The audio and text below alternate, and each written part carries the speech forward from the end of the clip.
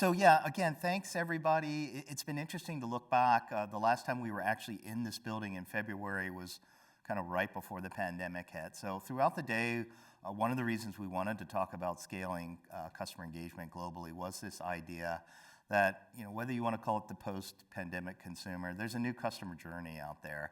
And one of the key journeys that we're seeing, not just from a consumer perspective, but also from the brands and the retailers that have been part of the GELF community, is this idea that, we've grown from cross-border e-commerce. We talk more about global DTC now.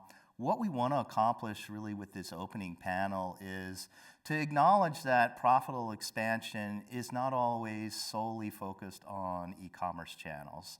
One thing that we actually started talking about 3 or 4 years ago was this idea that as you work with your traditional wholesale partners and as you work with new emerging channel partners and other non-owned channels throughout the world, there can be friction. There can be, the days of disintermediation, sometimes come back. So that's what we really wanted to accomplish, not only with this opening session, but throughout the day, is to just think more broadly about how you can talk to that CFO who is coming in and saying, China, it's going to take 7 years to pay off. I'm not so sure we're ready for that right now. And we've had a lot of conversations about China in the past. We haven't as much in the last couple of years. It's been interesting to see how the conversation has shifted to Europe. So we'll spend some time on that. As Jim mentioned, a little bit of a new format this year. We'll start the afternoon off with a little bit of a look at the market data and the trends. So we encourage you guys to kind of hustle back in here after lunch.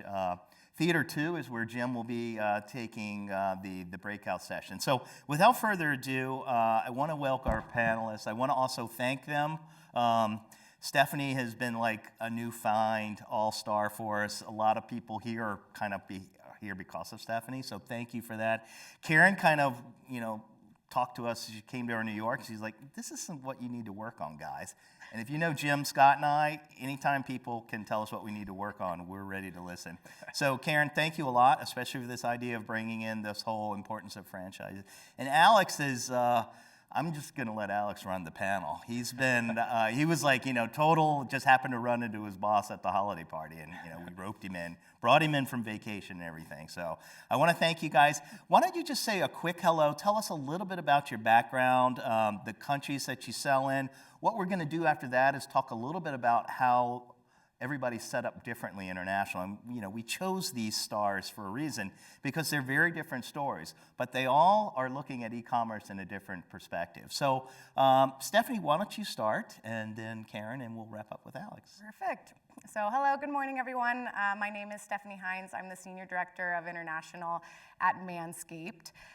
So if you haven't heard of Manscaped from your favorite podcast or our partnership with the UFC, we are a premium men's lifestyle and grooming company founded by Paul Tran in 2016. So Paul is a wonderful visionary CEO.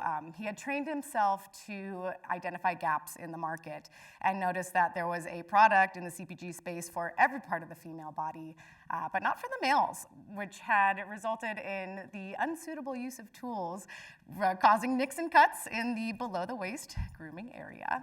So thus, Manscaped was born. It actually is a wonderful category creator. We have seen exponential growth just globally, starting in the US, but in 2.5 years, we actually expanded into 40 international countries with a direct-to-consumer model first, which was fortified wonderfully with our Amazon and Marketplace. And as of late, once we hit a certain threshold for brand awareness, we're starting to tap strategic retail in Australia and Ireland and kind of across the board. So you'll hear a little bit more, I think, from Karen and Alex on how we're different but also alike in our approaches. And I think it's just been a really wonderful experience to take something and grow it, especially when it's a category creator like this, so nuanced and niche. It's been very fun to learn how to quarter turn that topic, something previously taboo, I guess you could say, and making it acceptable to talk about around the world with our humor as well as just the tone that we've set.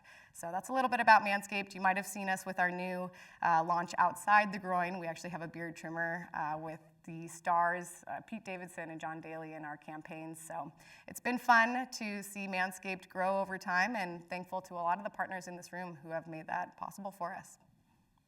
Awesome. Karen? Hi, everyone. I'm Karen Devaney. I lead digital strategy and operations for Bath & Body Works.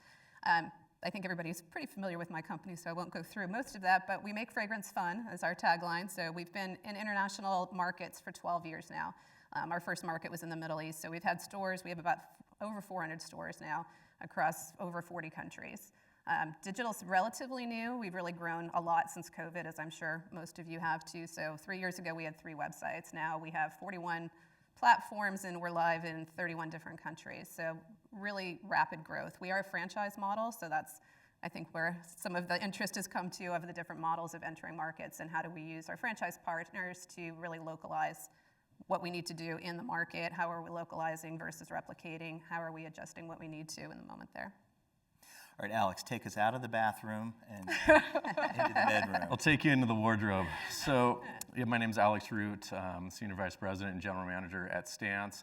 If you don't know Stance, we were also a category creator, but of the sock market. The company was founded in 2010, and so just a little over a decade old. We're now transitioning the company into being more than just socks, as I'm going to do a product plug here of this 3/4 zip that I'm wearing, and into more apparel. So we're transitioning from a sock company to an apparel company as we speak.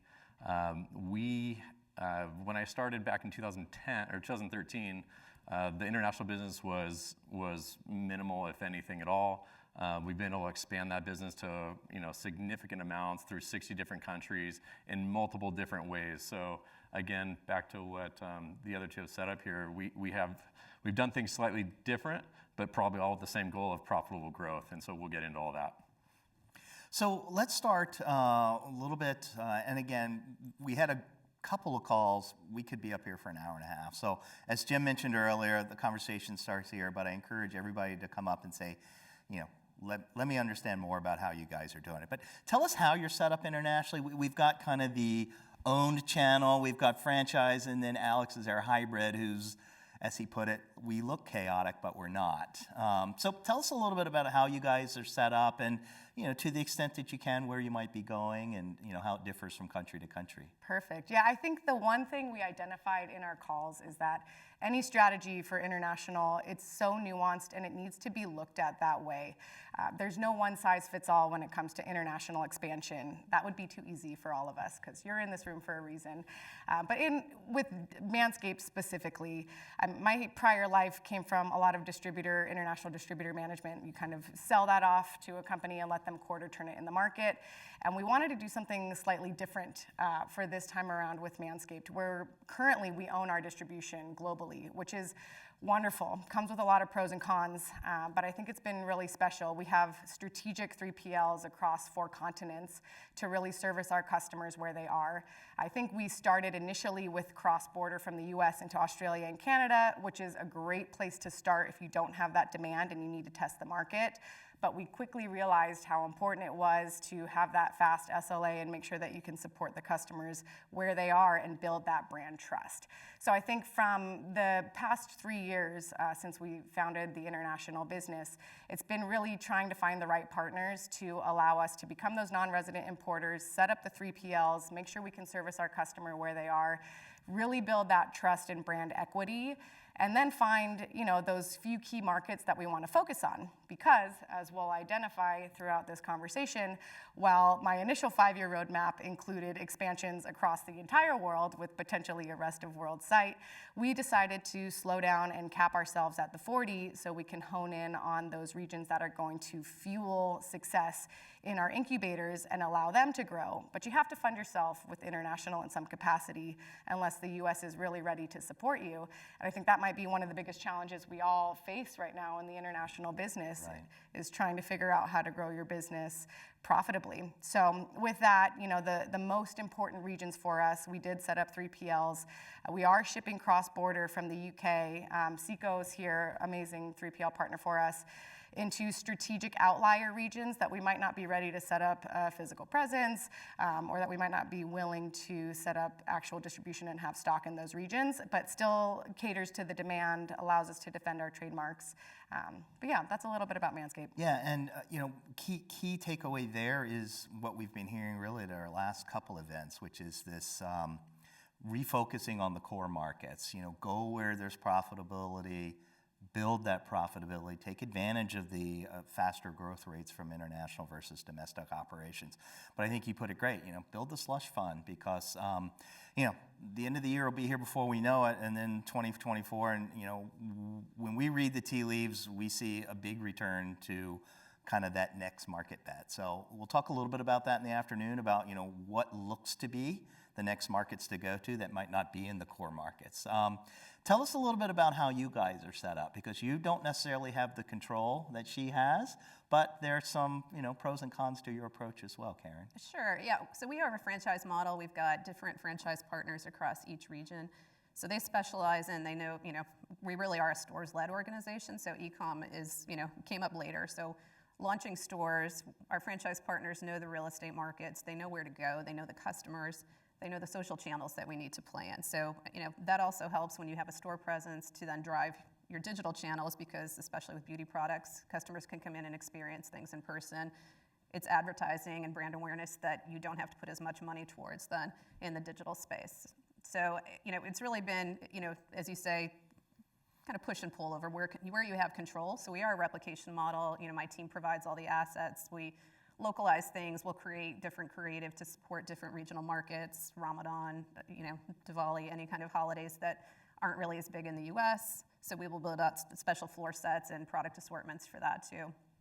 But you do run into, how far do you localize versus, where do you stay true to your core brand values and products. So. Yeah, and spoiler alert, we will be pointing to the Middle East as kind of one of the places where people are getting a lot of return right now. I don't know if it's necessarily the next bet, because I think the smart money is already betting on it. Tell us a little bit about kind of how you guys went Middle East first, if you will, or maybe it's not Middle East first, but significant successes there. Well, it's our oldest partner, so those were the first stores that we opened. So a lot of that has to do with where do you have the breadth of stores, and the franchise partners with the talent, with, the setup to support that. Because I think it is, everyone can set up an e-com site, but running it and driving traffic, and I think that's one of the things that, many people are probably challenged with too. What is your brand awareness in some of these markets? What is it gonna cost you to create that too? So if people, or internationally, sometimes they might not have the right image of your brand. So, trying to make sure that people understand where you sit in terms of price and value. Are you, people seeing you as too expensive? So how do you play into that, the value, and just balancing so that you are presenting your brand in the way that you want it to be? Yeah, and I mean, one thing we've talked a lot about is being a digitally led brand. In many ways now, I think that is being turned into kind of a different, a partner-led brand, if you will, in some markets. So, Alex, walk us through a little bit of the chaos that is your life when it comes to balancing the owned and the franchise models, and we'll come back to some of the, pros and cons of working with distributors and Sure. Things to look out for. Yeah, sure. So we, as I mentioned before, we're in about 60 different countries. This is through Europe, Canada, South America, and Asia Pacific. We traditionally set up as the distributor model that Stephanie had mentioned earlier, but we've also set up a subsidiary based in the UK that manages the European business. And then we've also set up websites, either owned or through a distributor. So we really focus in on a handful of key countries, and this is Australia, Japan, UK, Germany, Canada, and Brazil. Those are really the countries that I believe deserve the investment and you get the return for it. And in all those countries, we have a distributor model where we're doing traditional wholesale business, but we're also doing marketplace business, but we're also doing e-commerce business, and in some cases, our own retail stores.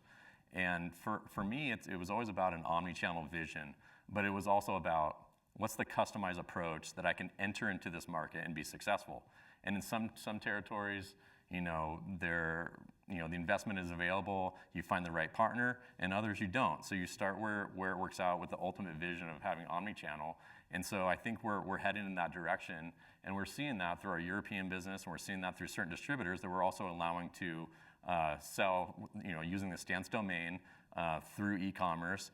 And it's really just another way to allow that good partner and that good distributor to also take part in the winnings of what they've created in that territory.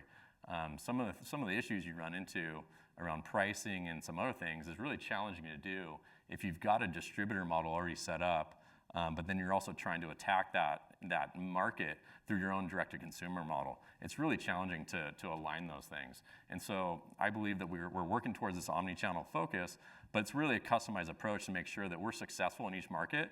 And we want to be where the shopper is. We want to be where the consumer is, and we want to be successful with that consumer. And this model allows us to do that and allows us to pivot when necessary. So let's pick up that pivoting and when necessary, because we're in that when necessary phase, I think, of global e-commerce. Yeah. Any kind of specific examples, and I guess we'll call it, every time I say post-pandemic, I feel like I need to knock on wood or something like that. But what have been some of the shifts that you guys have seen, really in the last year? We talked a little bit about where to invest profitably and maybe where to pull back a little bit. I mean, you've adjusted your 5-year roadmap. We've had other folks say, I thought China was going to work. China's not going to work. Europe does seem to be where we're hearing, but we'll show you data later today, and Europe's had a tough go of it from at least from growth percentages. But again, post boom, the growth is tough. What are you guys seeing? So I'd say for us, since COVID was challenging for most businesses. For us in the model that we have, it really having the multi-channel distribution approach really actually helped us, because through a distributor model, we were able to sell goods, receive cash early, kind of go through that simple process. The flip side of that is that we also set up e-commerce in Europe, and we're able to maximize that business at the same time. And so with the cash flow coming in from the distributor business, you're able to fund the e-commerce business and so forth. And you wanted to be ready during COVID. We all saw big wins in the e-commerce space. Traffic was up, no one was traveling, everyone was at home shopping online. So this model actually really helped us. So for us, it's about making sure we're where the consumer is, but more importantly, we've set up a portfolio of channels that allows us to maximize whatever the market throws at us. And I think through this model, it allows us to turn up the dial in certain areas when necessary and turn them down when not so great. So you may look at the e-commerce business today and say, should we be investing 30% of revenue into performance marketing? Well, costs are up, traffic isn't coming in. Maybe we should fund that into the wholesale business, where maybe that's where consumers are driving to retail stores right now, and that makes a little bit more sense. So it allows us to, I suppose, read the data, utilize that information, and make really good investment decisions on how to drive the business as fast as possible. It's a really good point, Alex. I think we had talked about this earlier on a previous call, but everything's so nuanced by region, and every place that the channel mix of where customers shop by country is vastly different. So in the Middle East, where you're doing very well with your franchise brick and mortar, we see over 52% on just marketplace sales outpacing our D2C, when normally direct-to-consumer is the biggest share of the pie for us. So in this case, where Manscaped differed, direct-to-consumer first business, we boomed during COVID. Everyone's at home, they're all on their phones. We're obviously a big marketing engine. If you haven't been spammed by us yet, you will.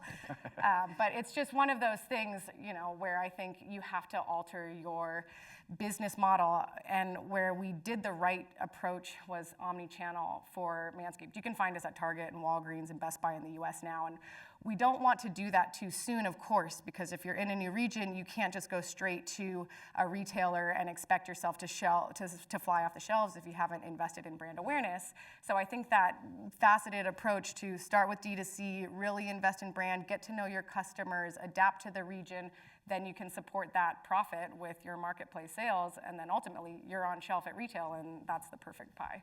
The brand awareness call out is key. I mean, you said it in multiple of our calls. It's not about just shipping product and saying goodbye.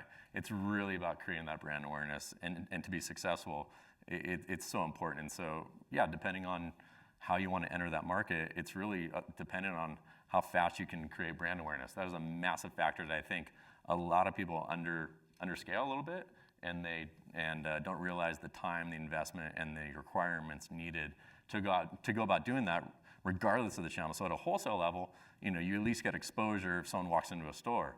That's a brand awareness tool in itself.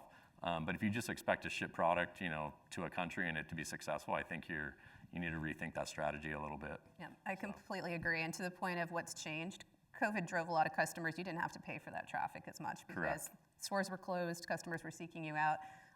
Coming from an industry that sold hand sanitizers and soaps, definitely benefited our company. they were things that were in demand. So we acquired a lot of new customers that, were stores customers and just wanted the product. But now you have to stop and think, one, the traffic's more expensive. Where are you going for that? And how do you think of, it's not necessarily, looking at it from an omni-channel approach too, do you really care where those sales are coming from? And how many studies have we seen too about, what are you investing in Google and, what that plays into your bricks and mortar stores. So really pushing our partners to look at things that way too, that, it's okay, wherever they buy, you want the customer to see you just as one brand, regardless of where they go by channel. Do you want to dive into some of the challenges that you guys have been facing, given that you don't necessarily have control when it comes to the media spend? You invest a lot in your international partners, but there's some unevenness as far as kind of how that investment trickles down, if you will. It is challenging in the sense of, huge brand awareness in the U.S., over 1,700 stores here, so I think everybody knows, Bath & Body Works very well. And the spend that we're doing in Google domestically doesn't apply to our partners because they're the ones that are funding that. So that's one of the challenges that you have, especially with the way the algorithms go. Funding a small country from the franchise partner's point of view, we don't get that benefit of the global brand spend and all of that traffic that comes with it. So it's something that we're still navigating. How can you creatively approach these things that, we can do a global brand awareness campaign, how would that work? So trying to think through how you can leverage the power of the brand and support these different countries. So. Yeah, and I mean, it's something we've talked a lot about, especially when we look to the Asian Pacific markets.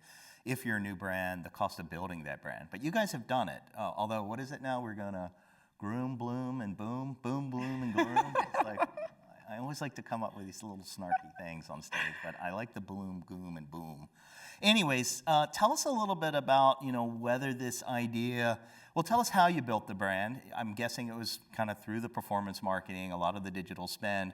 But what we hear is, there's maybe no more cost-effective way to build the brand than to have it in somebody else's store. We'll talk a lot about that at the end of the morning program. But yeah, what did you guys do and how's that maybe changing? It's a great conversation, Kent. When it comes to a new region, obviously you have to invest in that to get it going. You can't just turn on a storefront and expect things to sell. You have to be willing to commit to that. So I think when you're looking at a P&L from the beginning in a specific region, you have to be willing to have those conversations that your media rate is going to be high for a certain amount of time until you can start to fuel that organic traffic. And that's where this omni-channel approach, I think, is so valuable, because if you're looking at things holistically from an omni-channel perspective, that's going to help fuel more contribution so that you can go ahead and reinvest in bringing in those new customers. I think it's a very interesting conversation when you're looking at revenue versus profit, because obviously we have a vast difference in taking that top line revenue from a direct-to-consumer sale versus something that you're selling indirect to a wholesaler and something that you're selling into a distributor. So you have to be able to build that perfect, nuanced pie, so to speak. When it comes to Stance, I think it's very special that you are able to lean on your distributors who are local boots on the ground. So there's pros and cons to both. I'm expecting an entire in-house marketing team to go ahead and learn the culture and understand the media buying landscape and understand how to adapt our assets across the world. I think one of our first non-English speaking regions that we're really heavily investing in is Germany, and we've actually hired, I have a bunch of people on our team that are German speakers, native German speakers, for that point. So there's ways to adapt all of it, but yeah, the localization is an interesting one because it gets so challenging. This idea, take Europe as an example. I mean, for us, we have 3 different websites. We got a UK website, we have a German website, and they have a European kind of catch-all website. Now, each one of those, there's language, there's currency, there's messaging for the consumer, there's different there's different media buys. It's so different. And now put that into multiple places. And if you're trying to run that, from my side of things, when you're trying to run that from the US, it gets really challenging because you're expecting a group of people or agencies to understand not only the cultures, but the currency, the pricing involved, the messaging, the content, everything required to go acquire new customers or retain them. And so it becomes really challenging to do all that. And so the way that the way that Stance has tried to approach it is we want to make sure that we have the right, we want to make sure that, customer shopping experience first. That comes first. And so if that means we're going to use our existing distributor in Canada because they understand the market up there and they know what they're doing and they can market appropriately, then I'm going to look at that. But if we think we can do it right, then we'll do it on our own. But the locale, the trying to do things here versus locally, it's a massive conversation. It's a big strategic driver, I would say, for any international business and how you want to think about it. So. And that's one of the big benefits, I would say, from the franchise model is that we have people, boots on the ground, that know the market. They know everything that's happening. What are the relevant, is Snapchat big in KSA now? What are the things that are not something that might have been top of mind for your team back in the US of where you need to be out there? So that's a definite benefit of, staying true to, these are specific holidays. This is a language that's appropriate to use during these different times of year. So it's really a big benefit there. Absolutely. Pros and cons when it comes to just overall control of the brand. I'd say the one benefit that I see us stepping ahead is the fact that Manscaped has been able to own that entire message globally throughout the world. So where you may not be as nuanced, we're supporting that with focus groups in Germany, for example, or trying to talk to the local regions and make sure we understand how to adapt. But you also don't get that extra benefit of bandwidth because, we talked about it. I'd love totally to agree. agree. Yeah, totally agree. The other downside is you just don't get the first party data all the time. Distributors running your website, you're not getting the first party data. Now, you also have to have a team in-house to understand that data and be able to utilize it. So it's kind of pros and cons on that one, I would say. Getting it is one thing. How to utilize it is a whole nother one. And so at that point, it comes down to investment. It comes down to investment in international or the U.S. business at that point. Yeah. So, all kinds of fun pros and cons of how you decide to organize and set up and strategically go after that business. And how your e-commerce business looks. So if you're not familiar with Manscaped, we have a subscription business. So every 3 months, you're getting the peak hygiene plan where you get a replacement blade or 2 products of your choice, one's free. And that's something that we've been learning to help cater to each market as well, because we're very used to that here, and same with the UK, but certain other regions are, what's subscription? What am I getting? I didn't actually realize I was signing up for this. But once they understand the value, it's like that's the value proposition for us with our D2C business, because we do love that business. High top line revenue, great for this data, like you're saying, you really get to understand your customer, and then you can service them continually, and it becomes a retention story where you can't get that just from a sale at a brick and mortar kind of door. So that's one of those things where, again, it comes to that nuanced approach by region and how you want to handle it, and where you guys agree with your executive leadership the international business should be. I will say one separation between, in my opinion, going direct into a international country versus distributor, and then the expansion of the opposites becomes really intricate as well. So in one scenario, you set up a distributor. Let's take Canada as an example because it's right here. You set up a distributor, traditional distributor, where you're selling to them at a U.S. wholesale price, less a discount. You ship them the goods. They then distribute it into a bunch of wholesale accounts. They then set up e-commerce, and they're full service for the whole brand, and they're doing the marketing and they're doing everything else. If you wanted to then take that in-house and go direct, it actually becomes a profitability issue, because I believe that you're going to be dilutive from a profit perspective, because now you're putting in infrastructure to support that business versus simply taking the contribution margin that you were getting by just selling them the goods, low overhead to manage that business. On the flip side, direct to consumer first, you may be able to set up a distributor after that and then take part in more contribution. The challenge there is you're now working through making sure that your pricing models match up, you're aligning the business, they're now understanding things, and it's a whole separate, I would say, pro and con list of doing it. But from a profitability perspective, it makes sense to go direct first, I would say, and then distributor second. Yeah, and I think that's kind of one of the things we wanted to talk about. One of the other speakers, was trying to describe what they were doing. I guess you'd call it D2C plus. So we're glomming on to D2C plus as a kind of something that's not global omnichannel. But this interesting kind of going digital first. But Alex, tell us a little bit about, we had a good conversation about, the good distributors and distributors that can be good or couldn't be better someday, especially when it comes to e-commerce. When we started this conversation back in 2017, it was largely because some of the bigger brands were kind of bragging on their international, but it was mostly sales that they were doing through Amazon. And we asked, so is Amazon your new master distributor? And some of them were like, I sure hope so, because my other distributors are just heads in the sand. They don't care about e-commerce. They couldn't care about the customer. They just want to bring it in off the ship, break it down into containers, and push it out. Run business the way it's always been.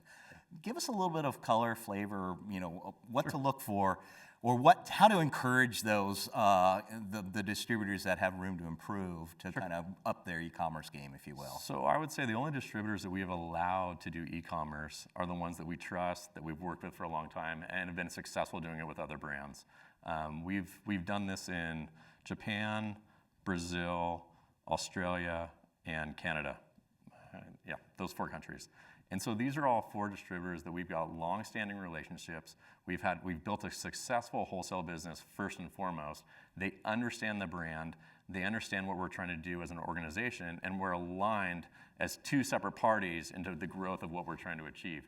That in itself is a massive issue. If the third party you're utilizing is not aligned with the growth objectives of the main company, that's a red flag, and that's something you're going to want to address at the very beginning, because I've seen that multiple times, where if distributor XYZ is not aligned with, going after 30% growth, yet the company is going after 30% growth, that's just going to be conflict all day long.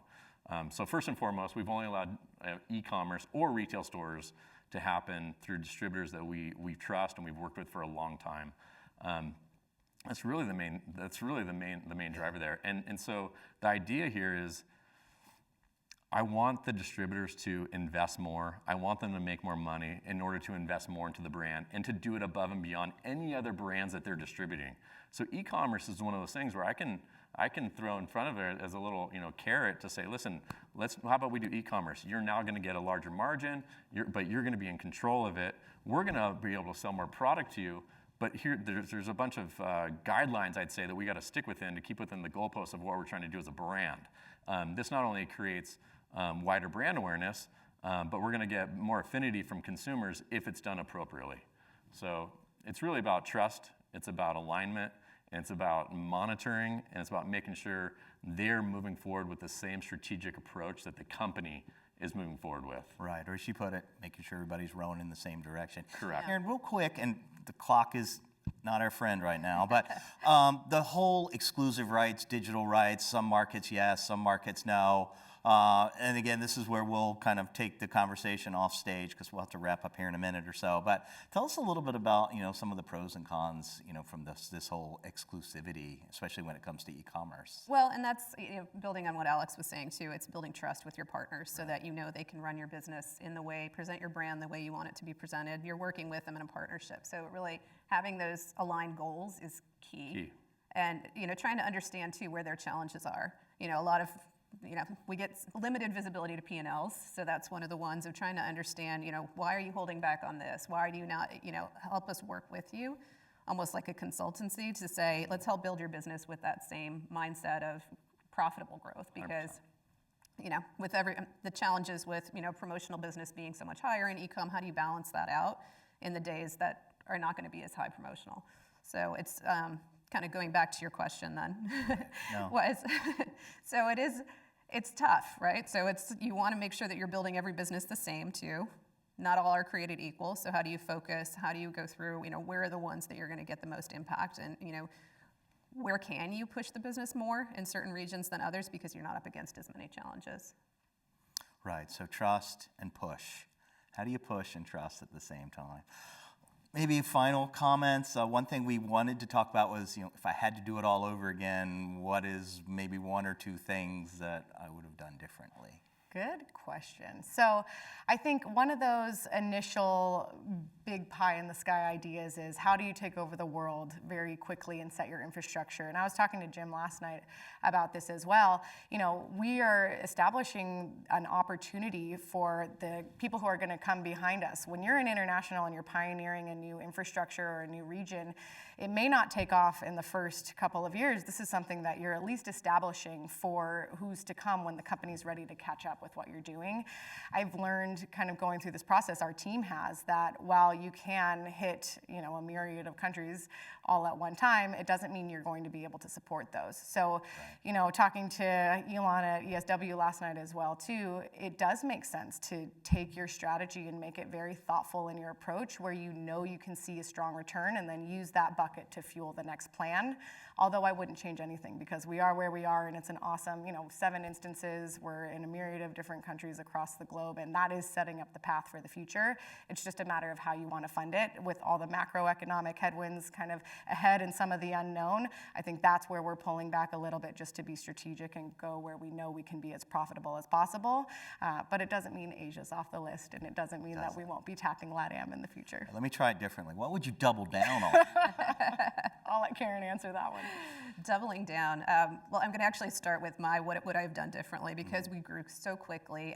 There's certain regions that I would have said, let's stop, let's launch one country, let's pause. What's working, what's not? What do we need to change? Think of differently. Do we need to go somewhere else? Do we need to be cross-border in this location rather than opening up DCs across each? And then you run into too, especially with beauty products, all the registration issues with product. It gets complicated quickly. So stopping to think through, and pausing, which COVID didn't give us a lot of opportunities for that. We were just go. We need to sell the product that's in region. In terms of doubling down, things we've learned too is looking at, understanding that if you open a store, a bricks and mortar store, you're going to have some sunk costs that first year for construction. Think of it that way for your e-com sites too. What do I need to do to get a customer base? Just because you open the doors and you can take orders doesn't mean anybody knows you exist. So you really have to build up that customer base and making sure that you're setting aside the marketing funds to do that. Yeah, so what would I do differently? There's probably a lot of things I'd do differently. This whole industry is all about testing and learning, in my opinion. You make some big bets, you hopefully win on most of them, but I think what you two are hitting on is this idea of maybe starting smaller, focusing in on a few different countries, or maybe a handful of countries versus widespread all at once, because then your resources are spread so thin. We used to, back in the day, one of the metrics I used to determine whether the business was successful or not was how many countries am I in? Right. If I could maybe take that back and say, I'd like to be successful in these 5 countries, and I want to be omni-channel in these 5 countries, and here's the metrics and the returns that I want to really deliver, I think the business could potentially be in a different place today. So that's probably the one thing I'd probably reconsider if I was 10 years ago today. If I had to do it over again, I'd add 20 more minutes to this session, but we can't. So I want to thank you guys. Again, you guys are sitting in for a roundtable meetup later today. So, the nice thing about GELF is it's easy to walk up and ask questions. So, pester these guys all day. Jim, I think we're on to the next. Thank you guys so much. I really appreciate it. Thank you.